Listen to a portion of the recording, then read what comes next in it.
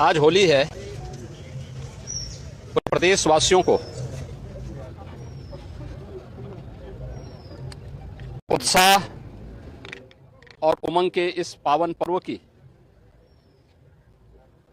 समरसता के इस पावन पर्व की मैं हृदय से बधाई देता हूं।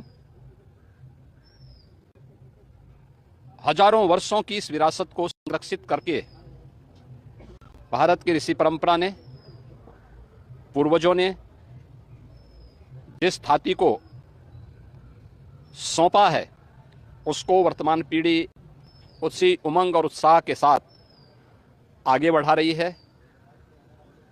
आज पूरे प्रदेश में हर तबके का व्यक्ति, वह क्या बुजुर्ग है, क्या युवा है, क्या महिला है, क्या पुरुष है, हर सनातनी इस पावन पर्व के साथ जुड़ करके आनंद की अनुभूति भी कर रहा है।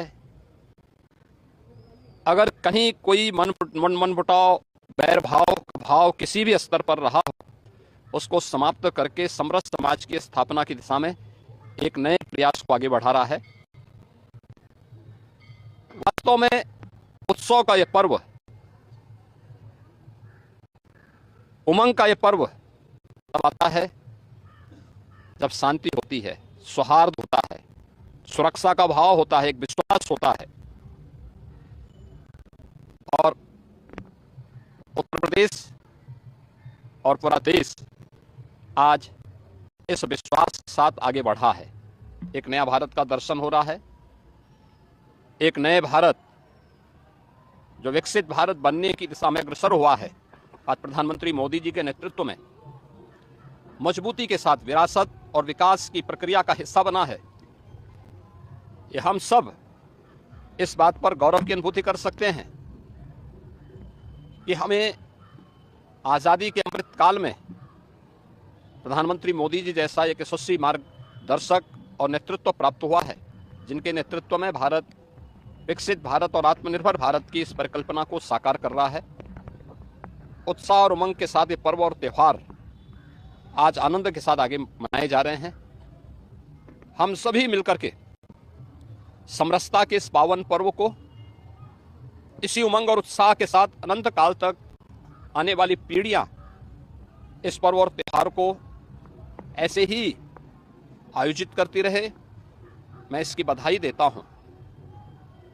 होलिका दहन के सभी कार्यक्रम सकुशल संपन्न हुए। उत्तर प्रदेश में 1,61,000 से अधिक स्थानों पर होलिका दहन के कार्यक्रम संपन्न हुए और सभी शांतिपूर्ण तरीके से, उत्साह के साथ सभी आयोजन संपन्न हुए। स्वाभाविक रूप से होलिका दहन और उसके बाद भगवान श्री हरि विष्णु की एक महत्वपूर्ण अवतार, नरसिंह अवतार, समाज में जहां कहीं भी अराजकता है, अव्यवस्था है, अशांति है, उसको दमन करने के लिए, सज्जन शक्ति का संरक्षण करने के लिए, दुर्जन शक्ति को परास्त करने के लिए, यानी सकारात्मक भाव को प्रोत्साहित करने और नकारात्मक भाव को तिरोहित करने के लिए ईश्वरीय अवतार एक नई प्रेरणा प्रदान करता है। हर कालखंड में यह अवतार किसी न किसी रूप में हम सबके सामने होते हैं, बशर्ते उनके अनुरूप हम सब भी प्रहलाद के रूप में,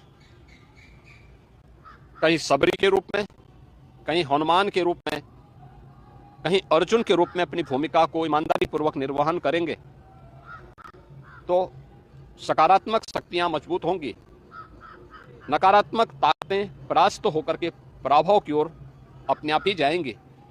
होली का यह पर्व आपसी बैर भाव को समाप्त करने, प्रेम और समरसता पूर्ण माहौल के साथ इसे आयोजित करने की एक नई प्रेरणा दे रहा है। मैं इस अवसर पर पूरे प्रदेशवासियों को होली के इस पावन पर्व की हृदय से बधाई देता हूं, अपनी शुभकामनाएं देता हूं।